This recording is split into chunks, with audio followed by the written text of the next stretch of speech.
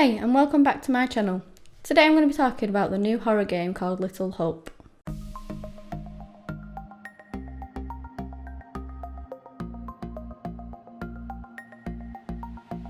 Little Hope is developed by Supermassive Games and is the next addition to the planned octology of horror games to join the Dark Pictures anthology, of which the first instalment was Man of Medan. I wanted to show you this. Don't be put off by the title. I'm sure there's nothing to worry about. Anyway, the story of Little Hope will take you to a place that has a dark history. A place that, like many such towns in 1692, was gripped by the fear of witchcraft. It was a place where neighbor denounced neighbor. And find out you must if you want to stay alive and keep those around you safe. What is that?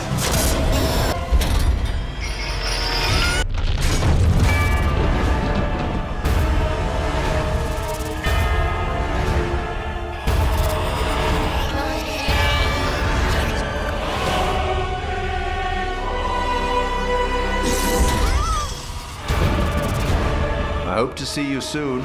Maybe in Little Hope, maybe somewhere else. It's inevitable. Little Hope is also based on real-world events, either fact, fiction or local legend. But this upcoming horror game will not be telling the story that you expect it to be. The planned release for this game is summer 2020. Little Hope's basis may bring to mind initially the Salem witch trials. However, it's not the actual inspiration for the game. It is in fact based on the Andover witch trials, which actually occurred north of Salem. These trials are often overshadowed by that of Salem in the history books. And when I actually researched Andover, I found that by the number of trials and executions, more people were actually accused and arrested for witchcraft than in any other New England town. Salem accounted for 39 of the 152 formal accusations, but the great majority lived elsewhere, and mainly those were in Andover. The witch hysteria struck this little town with great force. With 45 victims, Andover had accused more people of witchcraft than any other community, putting them at more victims than Salem village and town combined. That's the history of what the game is based on. The actual game is cast around 4 college students and their teacher, who find themselves stranded in the abandoned town of Little Hope when their bus crashes miles away from any other town due to bad weather.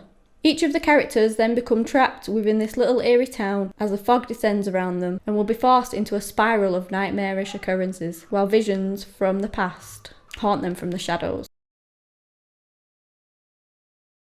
Our cast must desperately find a way to escape. The game is replayable with various branches and routes to take, meaning that each decision you make could lead you down a different path, thus altering the storyline that you experience within the game.